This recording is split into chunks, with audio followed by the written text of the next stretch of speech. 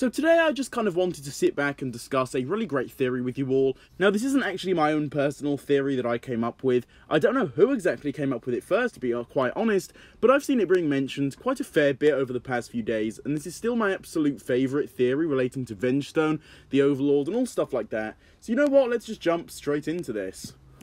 Okay, so actually, before we do jump straight into this, we're going to have to get a small bit of context straight here first. And basically, last August in 2021, a fan asked Tommy Andreasen on Twitter, of course one of the co-creators of Ninjago by the way, is Vengestone basically a corrupted form of Earth, just like the Ice Zane as Ice Emperor created in the Netherrealm? And then Tommy Andreasen himself actually responded to this question with, I think it's an unhealthy byproduct of some cataclysmic event.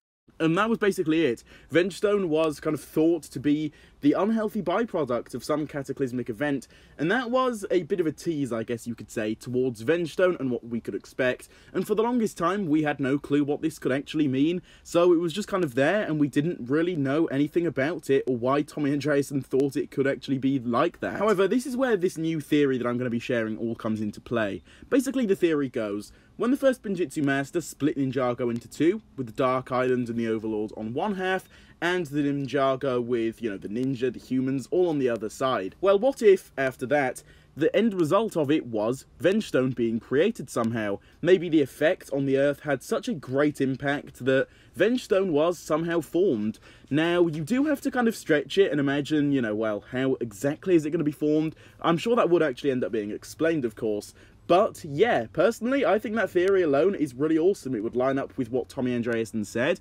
And also, most importantly, the Overlord returning, that would make kind of a bit more sense and fit into all of it. Of course, the Overlord was deeply affected by Ninjago being split into two, and he was banished to the Dark Island. So, it would actually give the Overlord a reason to be kind of handling all of this Vengestone. If he knew that it was created when that main event happened, it would give him an actual reason to start buying all of this Vengestone and using it for some kind of big new plan, right? Because I know a big thing that a lot of people in the community have regarding the Overlord is, well, they're just kind of a bit worried, I guess, because the Overlord returning literally out of nowhere again right now, it doesn't necessarily fit into the storyline all that much. But this theory could tie all of this together just about. And I know it is kind of a bit of a stretch, as I said earlier, but regardless of that, I think this would work really, really nicely, and again, would tie everything together, and would most importantly, give the Overlord an actual reason to be back, and to be kind of buying all of this Vengestone, because otherwise, right now, it just seems random, and like, they just put the Overlord there for the sake of it, but this theory would give him a proper reason to be doing that, and I think it's really awesome for that fact alone.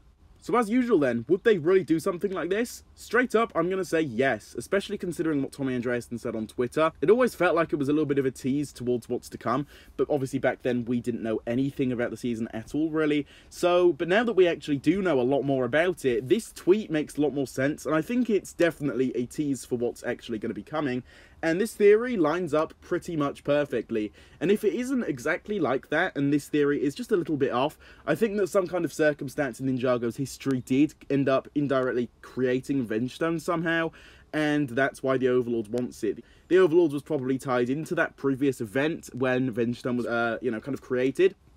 And that's why he's kind of playing this role in it now, and that's why he wants all of this Vengestone, so now he's kind of using it against the first Benjitsu Master for whatever reason. And to be honest, yeah, I just really like this theory. Hopefully it does actually come true, but when it comes to actually, you know, would this happen, I wouldn't say it's a stretch at all, really. I think this is actually a really, really nice theory. Ninjago has kind of had this thing with creating new lore randomly that makes everything a bit awkward, but actually going back and expanding on previous lore like this that's kind of subtle and doesn't change too much, I think it's really awesome, and it would also show that the creators are kind of listening to the community and their thoughts on all of this. So overall, this theory is really awesome in my personal opinion, and I'm yet to actually be topped when it comes to a Ninjago theory regarding the next season, because this one, yeah, it's pretty awesome if I do say so myself. With all of this being said though, guys, do be sure to drop your thoughts down below on all this in the comments. I'd love to hear your thoughts regarding this.